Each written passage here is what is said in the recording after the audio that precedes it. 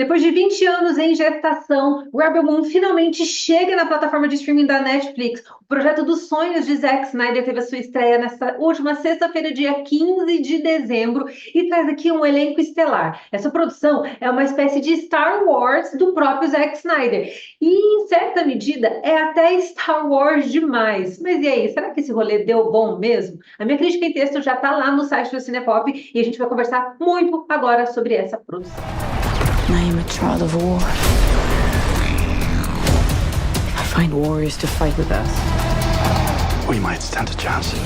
Oi, meus queridos, aqui é a Rafa Gomes. Estou muito feliz de estar aqui conversando com vocês sobre Rebel Moon, produção dirigida e co-escrita pelo Zack Snyder, uma produção que ele esteve trabalhando durante 20 anos. É realmente um projeto que ele teve um cuidado gigantesco para construir todo um conceito, um universo próprio. E ele mesmo disse que esse seria o seu Star Wars, que é uma produção que é extremamente inspirada na obra de George Lucas. E eu acho que esse é um dos grandes problemas do filme. É o fato dele trazer não apenas muitas referências a Star Wars, mas também o fato dele querer copiar demais um modelo que fez muito sucesso nos anos 70 e 80 e que ainda segue fazendo sucesso com as produções mais recentes, ainda que nem todas as produções sejam muito boas, mas todo o conceito de Star Wars, ele é muito bem estabelecido e eu acho que falta muita originalidade em Rebel Moon, mas o filme não é o fiasco que muitos estão achando. Aqui nessa produção, a gente acompanha, obviamente, a ascensão de um exército rebelde que está querendo livrar um povo sofrido das garras do Império de Motherworld. Pois é bem na pegada de Star Wars, sabe? Quando a gente tem a ascensão de um exército rebelde contra o Grande Império. E aqui o Grande Império é personificado na caracterização de Ed Skrein, que mais uma vez está interpretando um vilão. Ele já foi vilão em Deadpool, ele fez uma série de produções em que ele interpreta um vilão, ele é ótimo nesse tipo de papel, e é claro, ele está em contraste com a Sofia Boutella, que é a nossa grande mocinha, que é a líder da resistência, e com a ajuda de alguns poucos e bem peculiares personagens, ela está tentando levantar um exército que possa combater o Império a fim de resgatar não apenas as pequenas comunidades, os pequenos vilarejos, mas também devolver autonomia, independência e dignidade a esse povo. E aqui no primeiro filme, a gente tem uma produção que ela é bem introdutória e que ela gasta bastante tempo na apresentação e na caracterização dos seus personagens. Pense comigo aqui que a gente tem um núcleo bem específico de protagonistas. A gente tem a Sofia Boutella, temos o Charlie Hunnam, temos o Djimon Hussein, temos o Ray Fisher também, e a gente tem esses protagonistas que vão ganhar o seu tempo de tela de apresentação, que gira em torno de 20 minutos. Esse é um filme que ele é extremamente longo e ele não precisava ser, porque Zack Snyder fez tanta questão de apresentar e de gastar tempo apresentando cada um dos seus personagens, que a cada novo instante que a gente tem a chegada de um novo rebelde, vai aí uns 15 minutos só para a gente conhecer a história desse personagem. O que, ainda que possa ser positivo, acaba sendo mais negativo do que positivo. Por quê? Porque um bom roteirista sabe condensar a essência do seu personagem sem ser prolixo demais. E é o que acaba acontecendo aqui em Rebel Moon. Que Zack Snyder acaba sendo tão detalhista, ele quer tanto pegar as mesmas características de George Lucas, que aquilo que ele poderia ter aprendido do icônico cineasta, ele não aprendeu direito para colocar em Rebel Moon. Porque uma das coisas tão bem feitas do universo de Star Wars, principalmente da trilogia original, lançada entre as décadas de 70 e 80, é justamente a habilidade que George Lucas tem de caracterizar os seus protagonistas sem explicá-los em excesso. Tudo é dito através de diversos elementos, não apenas diálogos, mas também na caracterização física, na linguagem corporal, nas vestimentas, em questões simples da rotina do próprio personagem, da personalidade do personagem. Tudo isso acaba apresentando o protagonista para a gente, sem que a gente perceba que ele está sendo genuinamente apresentado, porque tudo flui de forma orgânica e natural. E eu acho que esse é um problema que a gente tem em Rebel Moon, falta fluidez na trama. Quando o filme não perde tanto tempo descrevendo e apresentando os seus protagonistas, ele acaba pesando demais naquelas coisas que Zack Snyder adora pesar, como, por exemplo, as clássicas cenas de slow motion. Câmera lenta é uma coisa muito bonita no cinema. Eu adoro cenas que são feitas em slow motion, quando elas possuem um contexto específico. Só que Zack Snyder, ele tem um probleminha, né? Ele é muito Snyder em alguns momentos. Ele é repetitivo na fórmula dele e ele tem dificuldade de equilibrar o uso da sua própria fórmula. Ao invés dele dosar o próprio estilo de direção dele, a fim de que o seu filme não fique pesado em termos de ser cansativo, de ser repetitivo, etc., ele não vai para esse caminho de dosar, ele acaba abusando demais das suas próprias técnicas, que são técnicas boas. O Zack Snyder tem um aspecto que eu gosto demais dele. Eu sempre falo que eu tenho um soft spot pelo Zack Snyder, eu tenho um coração meio mole para ele. Então, ainda que ele erre, eu sempre tento olhar as coisas pela ótica dele, pela visão artística dele. E uma das coisas que eu gosto demais do Zack Snyder é justamente a habilidade que ele tem de construir a sua própria cinematografia de maneira intimista. Ele é ótimo com a direção de fotografia, ele tem uma estética que é dele. Eu acho que ele pesa demais na escolha das cores. Pesa, ele vai muito para o HDR, ele gosta muito de tons escuros, então ele pesa demais no contraste, ele pesa demais nas sombras, de uma forma que tudo fica muito artificial em tela, muito plástico. Muita gente gosta disso, muita gente acha que é um exagero. Eu gosto e desgosto, porque eu acho que quando ele usa essa estética do contraste mais forte, ou até mesmo do controle da calidez nas imagens, eu acho que quando ele faz isso em momentos específicos, funciona muito bem. Mas quando ele começa a fazer isso em excesso, o filme vai ficando extremamente carregado. E eu acho que ele pesa nisso em se tratando de Rebel Moon, porque ele poderia equilibrar os tons de azul, que são tons mais escuros, com tons mais solares. Nós temos cenas belíssimas que são cenas diurnas, existe toda uma paisagem envolvendo os planetas que estão dentro do cenário do universo de Rebel Moon.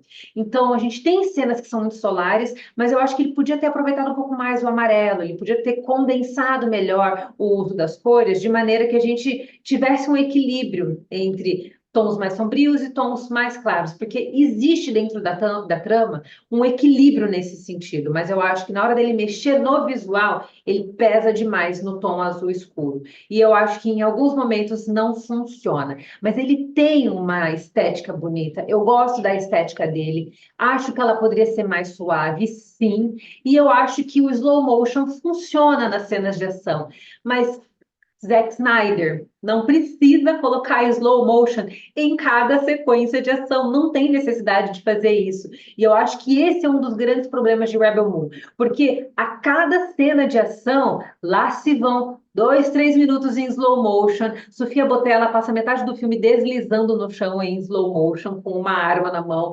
E assim, não precisava de tudo isso. Eu acho que ele pode colocar cenas de slow motion, mas sabe, ele precisa dar uma revigorada no estilo dele. Ele precisa dar uma revigorada no estilo dele, porque em alguns momentos aquilo que é tão pessoal dele e que deveria ser um ponto forte dele acaba se tornando um ponto fraco dentro do próprio filme que ele está criando. E em termos de cenas de ação, eu acho que as cenas de ação são muito bem executadas, elas são bem coreografadas. Nós temos um investimento pesado, é um filme que tem um valor de produção muito rico, então a gente tem cenas de ação que são bem elaboradas. Os efeitos visuais também estão condizentes com o investimento que a Netflix colocou nesse filme, mas eu acho que a gente tem alguns momentos do filme em que a ação cessa demais. No final do segundo ato, início do terceiro ato, é quando o filme começa a crescer mais em cenas de ação. Então a gente passa boa parte do filme apenas vendo a apresentação de personagens. Eu acho que poderia ser feito até mesmo dentro do contexto de cenas de ação, como acontece demais no universo de John Wick, em que diversos protagonistas são introduzidos sempre no meio de um cenário caótico, e eles são bem introduzidos porque a gente entende o papel deles dentro da trama. E eu acho que é isso que falta no Zack Snyder. É ele sair um pouco mais da verborragia, que é aqueles diálogos extensos, muito tempo de apresentação dos personagens através da fala, através de coisas mais reflexivas e partir um pouco mais para o campo da ação. Porque já que ele quer fazer uma produção que é uma mistura de ação, sci-fi com fantasia, eu acho que precisa dar uma ajustada melhor nisso aí. E uma coisa positiva de Rebel Moon é que embora a gente passe metade do filme achando que a ação só vai acontecer mesmo lá na sequência, ele consegue virar essa chave até mesmo na nossa mente. Já no final do segundo ato, a gente começa a perceber que a trama está evoluindo de forma mais rápida, de forma mais madura, e que ele não vai segurar muito da ação e do desenvolvimento, do clímax, para o segundo filme. Porque era essa a minha preocupação, que o primeiro filme fosse um filme de apresentação de personagens, uma enorme barriga e uma cena de ação aqui e ali. Não é isso. Eu acho que o filme tem uma barriga, tem uma barriga, principalmente na parte de apresentação dos personagens, como eu já falei aqui exaustivamente, mas eu acho que ele consegue ajustar isso já no final do seu segundo ato, que ele consegue dar mais celeridade para o desenvolvimento da trama, e aquilo que vai ser o foco central da sequência, que é realmente a retomada do território e a luta contra o Império, ele já começa a trabalhar isso ainda no primeiro filme, o que torna mais empolgante. Agora, em se tratando de final, é claro que eu não vou dar spoiler aqui para vocês, porque eu quero que vocês tenham uma experiência completa, mas em termos de final, eu fiquei com um saborzinho agridoce. Ao mesmo tempo que eu acho que o filme poderia ter sido encerrado 10 minutinhos antes, se ele encerrasse nesses 10 minutinhos antes, o final seria um final pouco convidativo, seria mais ou menos um final feliz caminhando em direção ao horizonte, literalmente. E eu acho que o fato dele fazer um outro final que estende a trama por mais 15 minutos, esse segundo final, porque você vai assistir o filme e você vai conseguir perceber que parece que a gente tem um final e de repente a gente continua a trama e aí vem o final definitivo. Esses 15 minutos a mais, eles são muito bons, eles são um pouco mais óbvios, porque eles são aqueles finais de cliffhanger que são justamente para aguçar a atenção da audiência, mas eu achei que funcionou, porque é justamente uma forma dele compensar a longa duração do seu filme, mas dava para cortar aí uns 20 minutos de Rebel Moon. É um filme que é muito longo, mas em se tratando de outros pontos positivos, é um filme que tem um conceito bonito. É um conceito que é muito copiado de Star Wars? É muito copiado de Star Wars. É uma pena que ele tenha demorado 20 anos para lançar esse filme, porque eu acho que se ele tivesse lançado essa produção uns 20 ou até mesmo 15 anos antes, eu acho que o filme tinha chances de ser realmente uma produção grandiosa. Mas quando a gente assiste Rebel Moon, a gente vê totalmente a sombra de Star Wars ali do começo ao fim. Por isso que é inegável fazer uma comparação. Mas dito isso, Snyder acerta em algumas questões relacionadas aos detalhes desse universo. Ele teve um cuidado muito grande de construir o universo de Rebel Moon. Então, desde o design de produção, ao figurino, até mesmo a dialética dos protagonistas, tudo é muito pessoal e intimista. Tem muito o DNA do Zack Snyder. Então, você vai assistir um filme em que o próprio Zack Snyder criou um idioma que é conversado entre os protagonistas, isso é muito legal. Ele se deu o trabalho de fazer a linha Tolkien, de criar o seu próprio idioma. Isso mostra o quanto ele não apenas acreditava nesse projeto, como ele queria trazer um nível de pessoalidade muito maior para ele. Fora isso, a gente tem ali elementos dos personagens, o conceito de cada um dos personagens, o design dos personagens, as figuras que são figuras meio que alienígenas, que não são humanas. A gente tem ali um trabalho de criação que é um trabalho muito bonito também. Então, a gente vê que há realmente um cuidado em construir esse mundo de maneira que ele tivesse uma identidade própria. Então, eu acho que, ainda que falte muita originalidade em termos de trama, existe uma originalidade em termos de conceito. E eu acho que isso é muito importante. Mas, assim, é uma pena que o Zack Snyder, na hora do vamos ver, ele sempre peca por ser excessivamente do jeito que ele é, sabe? Ele é muito Snyder na hora de fazer o filme, então tudo aquilo que a gente ama no trabalho dele acaba sendo exagerado e utilizado de maneira excessiva a ponto de se tornar um ponto mais negativo do que positivo. Mas, como eu falei no começo do vídeo, não é um fiasco. Esse filme não é um fiasco. Eu tenho um soft spot por ele, porque eu amo cineastas que são apaixonados pelos seus projetos e que se dedicam aos seus projetos como se eles fossem seus próprios filhos.